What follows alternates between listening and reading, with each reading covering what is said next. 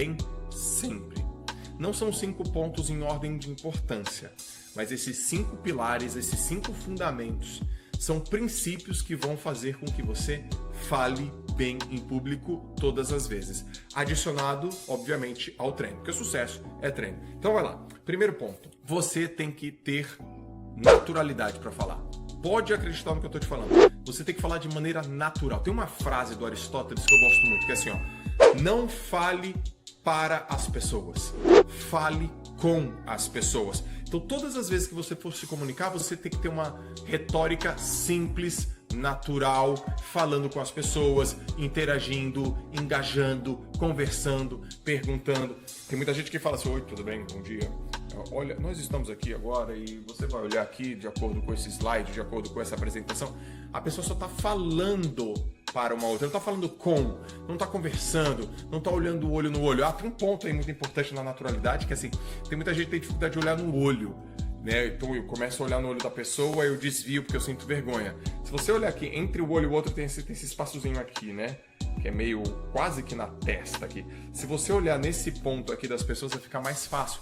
Ela não vai perceber que você não está olhando diretamente no olho dela, mas ela vai notar e ela vai ter a percepção que você está olhando para ela. Então olhar nesse ponto aqui é muito bacana. Então o primeiro ponto, você tem que falar com naturalidade. Primeira vez que eu dei aula na faculdade era uma sexta-feira à noite. E aí eu tava muito nervoso, muito.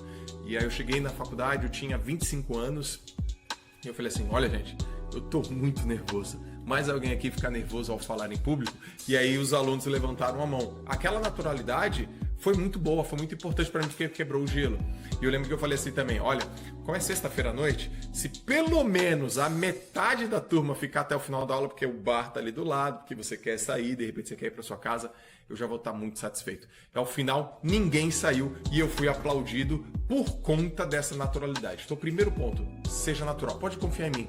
Não seja duro, não seja rígido, não precisa ficar tenso. Naturalidade é o primeiro ponto. Segundo ponto que é muito importante, a gente tem medo de falar aquilo que a gente não domina.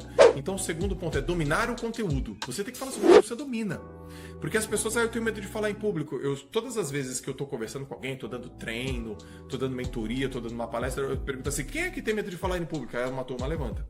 Aí eu falo assim: eu sei porque você tem medo de falar em público. Você tem medo de falar em público porque você não treina. Porque quando você treinar, você não vai ter medo de falar em público. E aí uma coisa muito importante é quando você for treinar para falar algo em público, que seja algo que você domina. O conteúdo é muito importante para você. Então se exponha sempre, isso vai te ajudar, mas comece naquilo que você domina. Fale o assunto